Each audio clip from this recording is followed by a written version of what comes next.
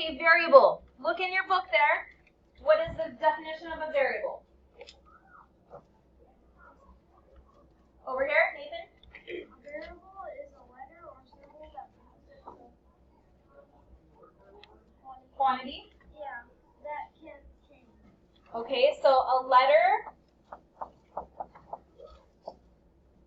or a symbol that represents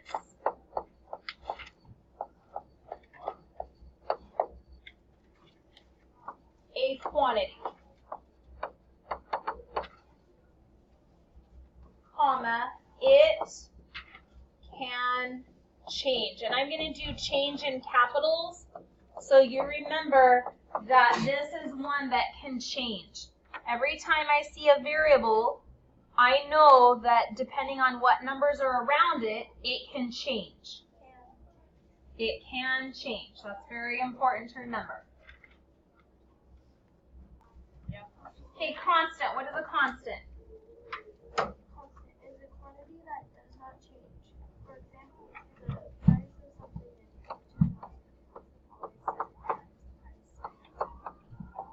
Okay, so it's a quantity that does not change. I'm going to underline that. It's a quantity that does not change. So in our expressions that we're going to do today, we'll have variables that can be different depending on what's around it. And then we'll have constants, those quantities that are just going to be the same in every single problem.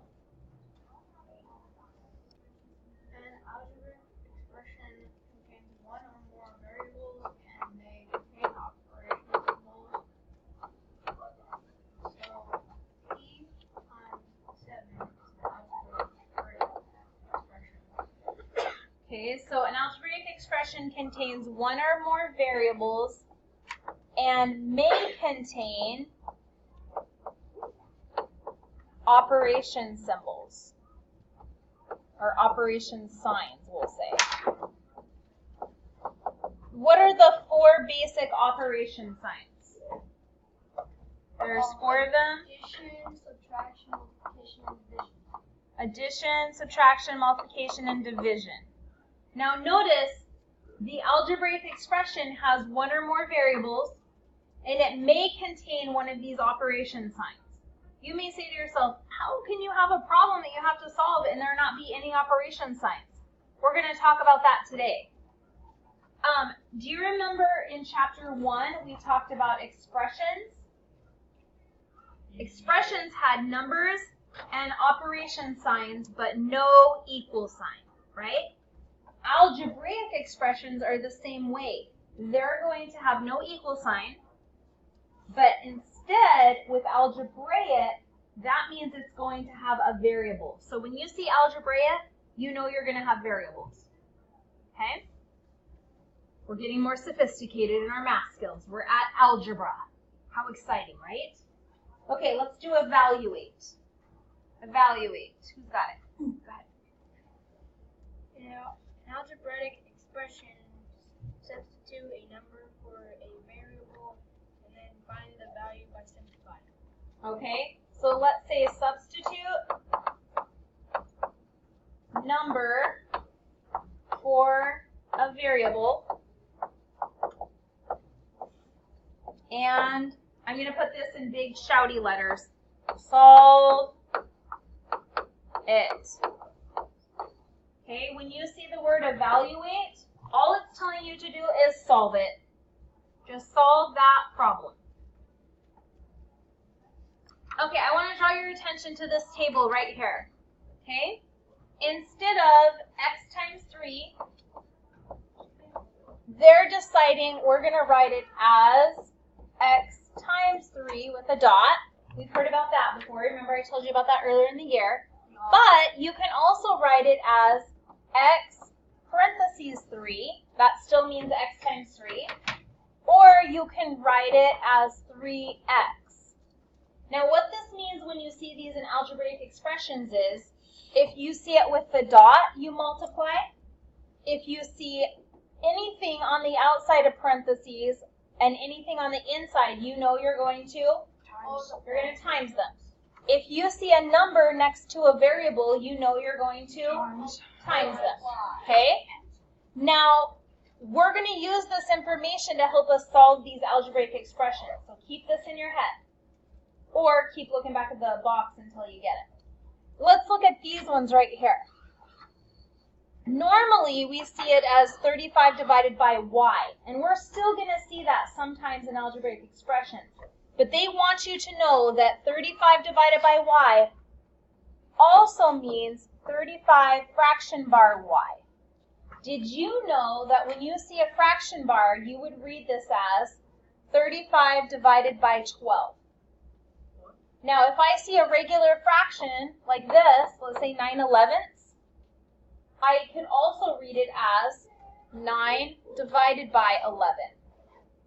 That fraction bar tells me divided by. Okay? So you're going to see this in algebraic expressions, and it's going to mean the same thing as 35 divided by y. These are equal to each other. What is y though? Okay? That's what we would have to figure out. Okay?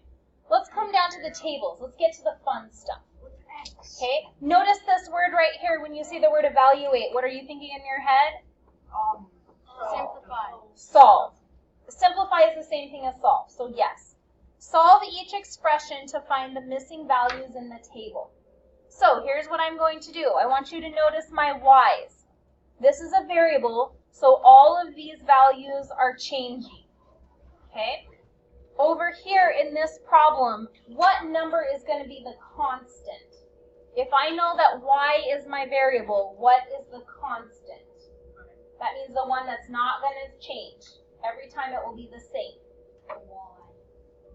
No, that's the variable. It's going to change. The 5. The 5 is the constant. Right here, this is the constant. It's not going to change. Every time I do it down here, it's going to be 5. 5 times, 5 times, 5 times. Every single time. Okay?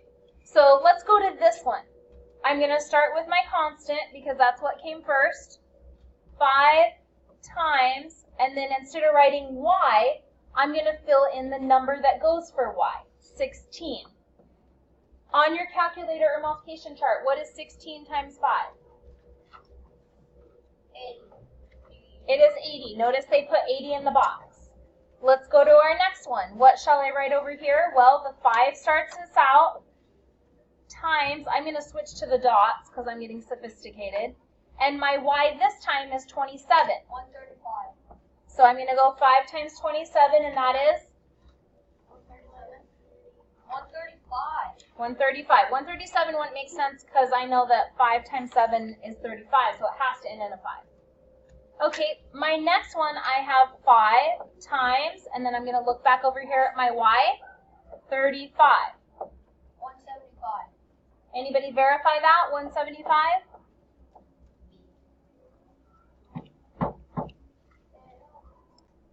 Okay, on this next one for B, you'll notice that it's getting a little more complicated.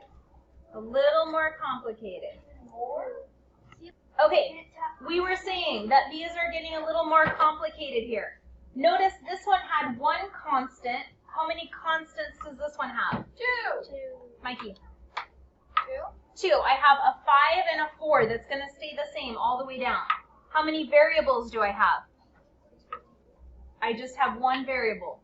Now, as we get more sophisticated in math, these are going to get longer. That means they're going to add more numbers and they're going to add more variables. Okay?